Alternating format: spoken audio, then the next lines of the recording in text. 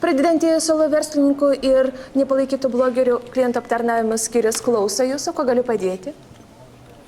Aha. Sako, nesąmonį užsiemat. Aha. Taip, labai pažįstama, žinokit, situacija. Nepalaiko. Oi, baikit, nėra ko gėdytis. Žinokit, aš čia dėl to jūs sėdžiu. Aš tokių istorijų girdėjau, patikėkit. Nu, žinokit, yra vienas sprendimas, iš tikrųjų yra du sprendimai.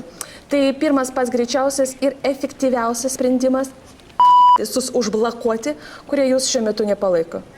Tiesiog užblokuoti. Taip, ramiai, taip, jie nematys jūsų turinį. Jiems ramiau ir jums ramu.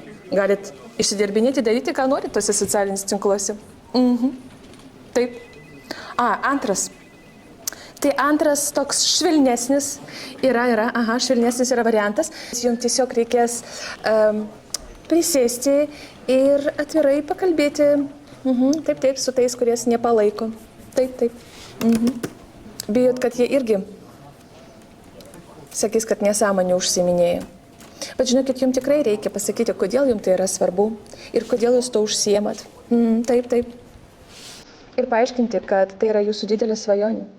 Ir dabar jums, ypač pačioj pradžioje, yra labai sunku. Taip.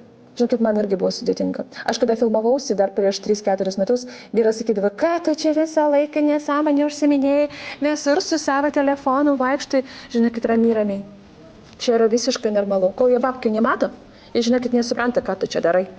O žinai, kada aš dabar 10-15 štukų kas mėnesį atnešu iš šeimos biudžetą, tai jis pats jau bėguoja paskui mane, sako, gal nori aš tave pafilmuosiu, pažiūrėk, koks nuostabus momentas, gaudyk momentą, kontentas pats save nepadarys. Taip.